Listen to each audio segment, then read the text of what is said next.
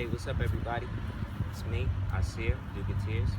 Hope you've been well. Hope everything has been as good as it can be in these trying times we all find ourselves in. We want to give respect and love to the ancestors, and we want to also give respect and love to everyone who has ever been in a situation where they felt like they couldn't be themselves.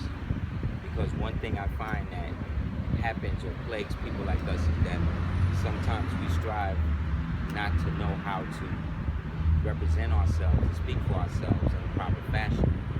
And a lot of times, because we are or have been subject to certain consistencies or inconsistencies when it comes to social graces, we sometimes fall in positions of feeling like we're always in a position to have to prove something. The problem with that is that that always puts you or I in the perspective of a defensive position. And the war or the battle that is being fought against us is not just a physical exchange. It's a multi-dimensional, multi-level pronged attack that is consistent and is in everything. The only difference now is that it seems like in the period we're in, the perpetrators of this act are starting to look more and more like the old victims of it. Meaning that at one time it seemed like so-called black people had a monopoly on so-called suffering, which in my opinion, I might be biased, but they kind of do, just based upon the fact that they've been so homogenized and domesticated to feel that they had to conform to a society that basically subsists on them, right? While at the same time dejecting them and exiling them as well. So what that does is that it creates this psychosis that is exacerbated by people within your community, your family, your society, your general neighborhood or whatever, who for whatever reasons can't mentally pull themselves up from this type of illness. So when I look at like what's happening with the so-called racial climate, how they've been striving to produce this race war, which will be the precursor to their version of World War III, like when you see this stuff happening with North Korea and everybody's bugging about that and all of that. But you have to understand, all of the enemies that the United States has ever had or fought has been enemies that they themselves have gone out of their way to create. So in a society like that, you have to understand the only way that the regime can maintain control is by utilizing psychological operations against the populace that they are at war with. If you don't believe me, like I said, look up the U.S. battleground doctrine, or look into the Northwoods or the Brentwoods documents. Look at what they did in the Gulf of Tonkin when they faked getting into the Vietnam War. Funny enough, Jim Morrison's father was the colonel or the admiral, I believe, that was on the boat that basically set off the Vietnam War, and they sank their own ship. You know what I mean? Like when these people do the things they do, when we talk about like it came out that Aaron Hernandez, right? For instance, I may be jumping, but it's going to relate. Aaron Hernandez was in jail and allegedly killed the people who he killed. One of them because this guy was going to expose that he was gay or whatever, right? So basically, they're trying to paint the picture like he was so conflicted with his own sexuality that he became almost like a serial killer for the men that allegedly he had sex with. So that's the running narrative, right? But here go the thing. Right before he died,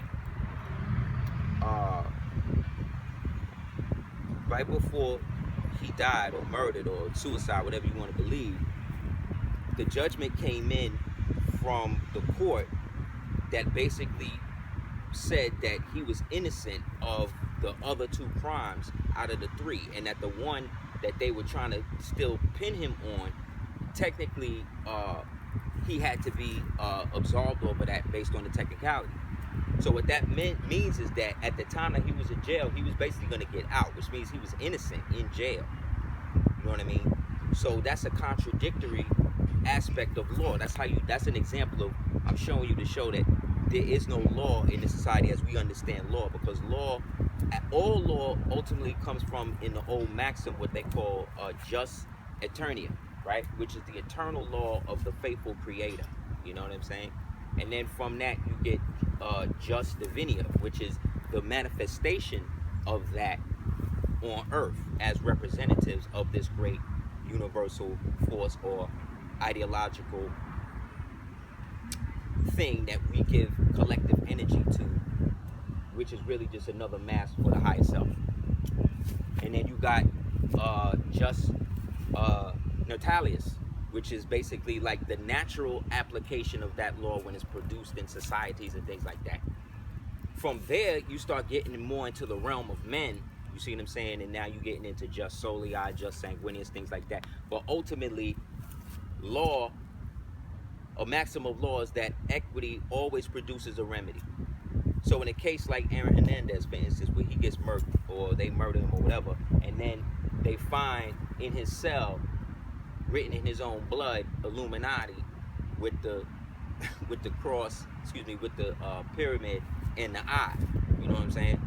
So again, these are all things to excite the mind and put you in this hyper state of awareness that everything essentially is against you, when really that's just the realm of the society that is being carved out for you to think like that. Just like there's a realm of society that's carved out for you to think that you were always a slave in all societies that existed, when there's actual documented proof that the basis of this whole slave trade and things that they've been talking about has been grossly exaggerated, and also grossly put it to the point that people have been making a whole lot of money off of this idea that you were enslaved and taken from Africa, while at the same token, a lot of those people have sworn oaths amongst their own private societies to keep the true information of the fact that this is your land, this is your estates right here, and agreed to keep that secret, both so-called blacks and whites. So again, in this society where you can't even trust what you see, you got to go with what you see within. You got to start to use your heart. For instance, if you look at diagrams of the heart now in anatomy books and stuff, you'll see that they position the heart now in the middle of the body. When I was raised up, it was over here. You see what I'm saying? So if Allah exists in the heart and they are now trying to reposition it on this earth to where they are saying that you anatomy-wise exist, then if they could change that, they could change whatever. But what they're really changing is really nothing, because the Queen built with me today on the difference between change and movement. And the more you move, the more you think things will change. But change is brought about by something within that has to be reconciled in order for you to move to a higher octave. So in that position, because people acted like they wanted change under Obama, what they getting now is the real change based upon this being the last bastion of so-called a white nationalism to engulf the world through racial hatred. So in times like that, it's good for you to know by whence you came, so that way you can avoid pitfalls and traitors and collaborators that are trying to get you to basically give up your birthright for a loaf of bread. We as Moors, right? A Moor is somebody that's connected to the ancient high priesthood of Anu according to the old hieroglyphs. That's what it's saying in the hieroglyph. It's positioned to show in the hieroglyph it's an owl standing over a mouth. There's one version of it with the line that looks like Aquarius on the right side of it. Then there's another version of it where it's looks like a thunderbolt with an owl. That's the position of the Moor. The Moors were the high priest of Anu. Anu, as we know, is short for Anubis. The Ainu people, who were also followers of the dark art of understanding the crossroads between how melanin incorporates itself into physical being, was taken into the east. And then you have a people in old Nihon, which is Japan, who were called the Anu.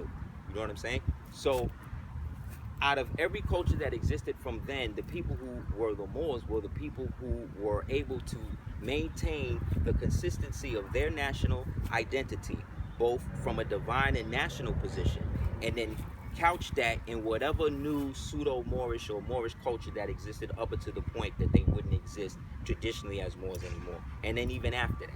That's why people like me is here. That's why people like you is here.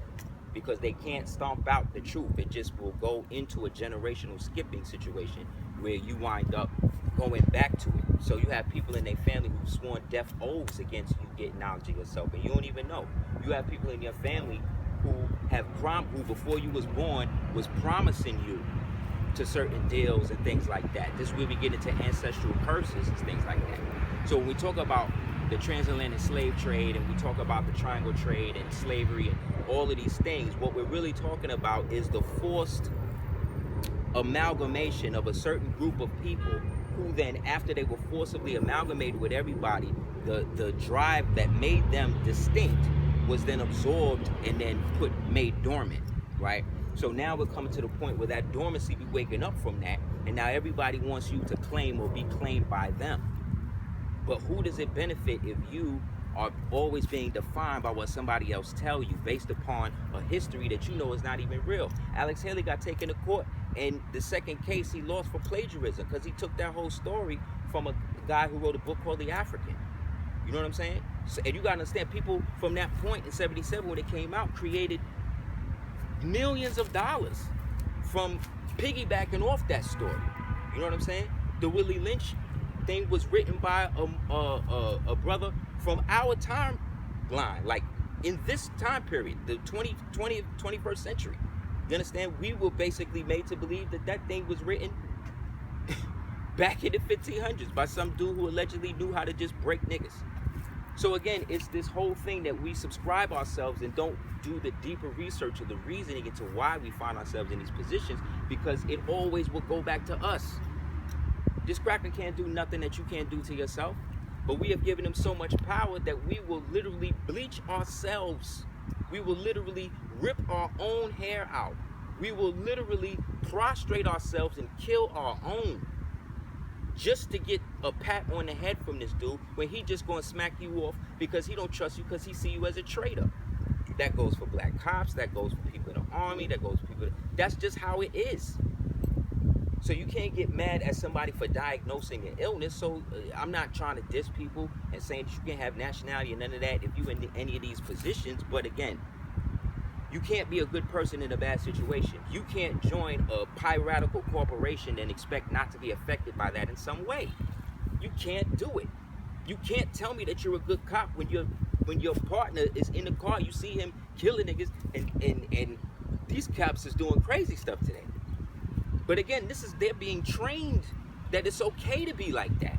So really what's at fault? The entire system.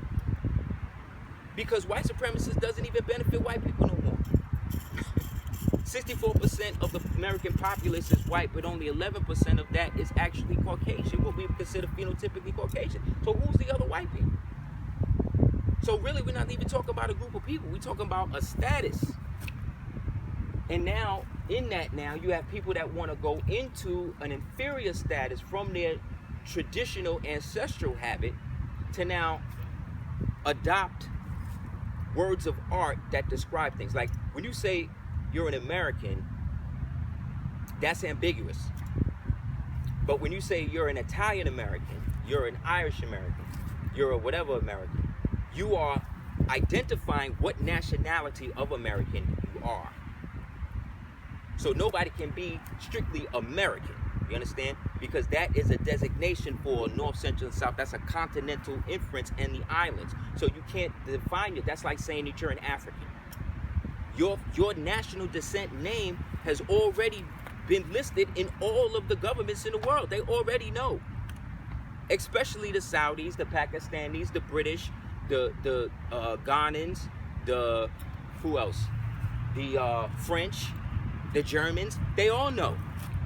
You just not stepping in that place because you've been taught that you are only a domestic interface. Whenever any of the governmental COINTELPRO agents tried to go international, they all got popped. Ron Brown, pop. Michael King, Martin Luther King, pop. Michael Jackson, pop. Whenever they try to go out, they do that because their mandate is to always keep you locked down in the third density. That's why all the records always talk about you getting low, getting low. That's why all the dancers now, when you see them, you're literally flailing people away from you. You don't even want to actually dance. You just want people to watch you dance. So there is no dancing anymore. You understand? There is no music as we understand it anymore. So when these things are taken from you, you have to go within and go and figure out what's important. And what's important is understanding that you as a Moor, if you identify that, should be proud that you come from such a wonderful people, that you were able to resurrect, and in your very blood is the essence of what became Western civilization. Why wouldn't you be proud of that? Because some Spanish person came and locked you in and called you a Morisco, and then sold you to a French person who then referred you as a negro or whatever, and then eventually became a nigga, and now you just gotta be what they say for the rest of your life? Great, you came from Africa. What part of Africa? Where's your tribe from? Who they from? Where you going to get it? If you ask me where I'm from, I can tell you Brooklyn. I can show you where I was from, the birth certificate, all that. You understand? But that's where my domestic interface into this galaxy came about. I live in my pineal. I live in my heart with Allah. This is just a physical interface for me to go past, so you niggas understand that I'm not playing when it comes to this real knowledge shit.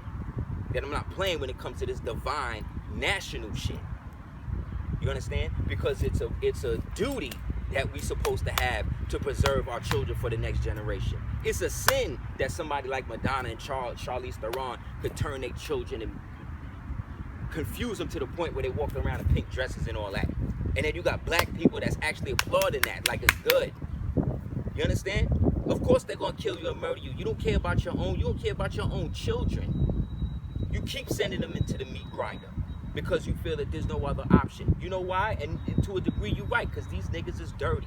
These niggas is trying to make you believe that you being a Moor or a Moorish American is equivalent to you being an Israelite and this and that. It is on a spiritual level, but all of that stuff came out of the Moors and the Moorish Science Temple of America, specifically if it was in America.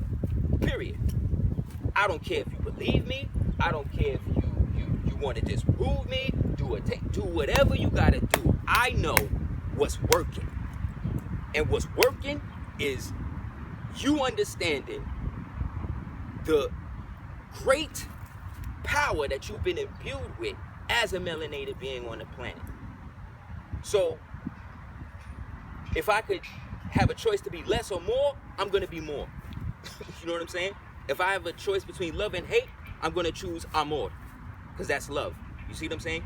If I'm caught in between a situation where I have to compromise my manhood, the respect of my family, in order to just get some bread to make sure that they have money in the future, I'm gonna not take that deal and work harder, so that way in the future when they get the money, I can feel proud and know that I didn't sacrifice myself and my virtue and their respect for the original Asiatic black men. And that sometimes is worth more than anybody can give you, can understand, or whatever. So again, to sum it up, I'm saying all of this to say as a Moor, you are part of a vast state and an empire. As a Moorish American, you have now coalesced or quantified what type of American you are. So as a Moorish American, everybody got their history. The Italian Americans got a history that started at this point.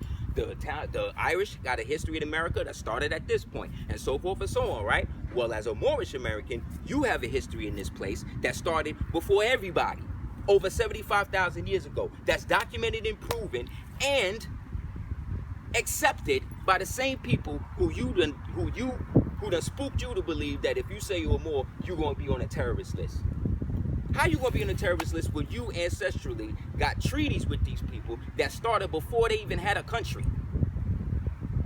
Don't believe the hype, man. Man knows not from being told. Also, when you find somebody that actually can roll with you and all of that, and it's actually been genuinely you and shown and proven to you, don't come to that person and start comparing knowledge like this is a buffet, where you could just go and say, oh, well, this one said this and that one said this. White man don't do that. White man don't do that. He learned from the best. He learned from us. So he don't even care what the truth is. He create his own and force you to deal with it. Because you don't know your history enough to contest it. Because you out of your own mouth is coming out against your history and your empire. So why would he respect you? When in secret, he worshiping you as a Moor, with turbans on, with fezzes on. But again, y'all don't hear me, man. Y'all just out here. So again, as a Moor, you come from an empire. As a Moorish American, that's giving you designated jurisdiction as title and beneficial owner of North, Central, and South America and the adjoining islands, based upon the original Treaty of Peace and Friendship, based upon the Constitution of 1887, based upon the Articles of Confederation, based upon the Articles of Association, based upon the Moroccan Dahir of 1958, based upon the reassertion of the treaty in 1836, based upon the Treaty of Tripoli, based upon these things that you don't even feel that you are part of. Because there's a part of y'all that don't think that y'all good enough to be Moors. That's why you hate them. There's a part of y'all that feel like you can't walk around like this and really be this and stand on your own too and talk to people in a clear manner, tone, and get a favorable reply like your prophet told you.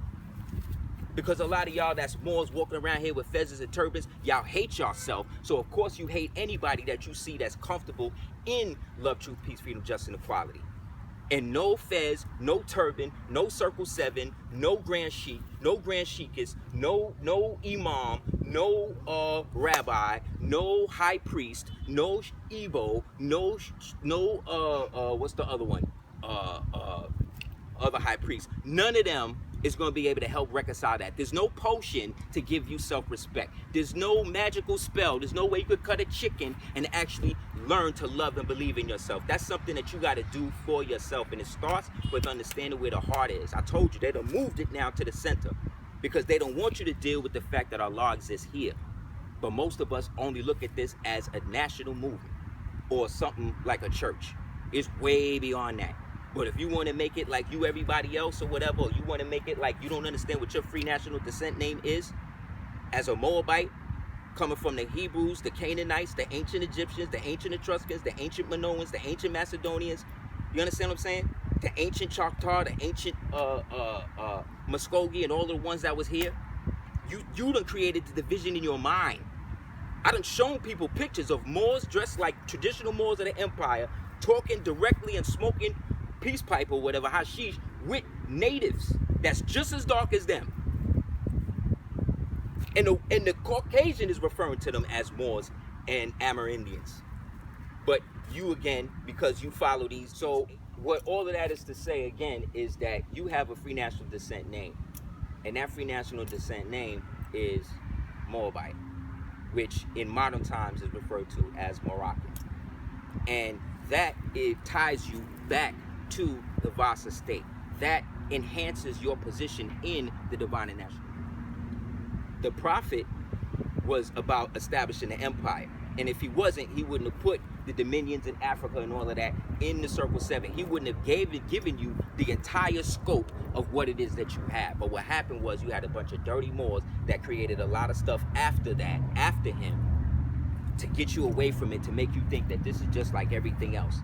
And because people believe what they see on YouTube, and because people don't want to actually go and do their own research or whatever, and people don't want to actually live in the light that Allah provided for them, they'd rather stay in the dark and just cast stone. Well, whatever, man. All I know is love, truth, peace, freedom, justice, and equality. You know what I'm saying? Five on the left, 2 on the right. You know what I'm saying? Right over left. You know what I mean? It's really about loving yourself and loving your people to the point that you are willing to live for them to the best of your ability instead of dying for them. Because a martyr is somebody that is just used as a placeholder for a true intent.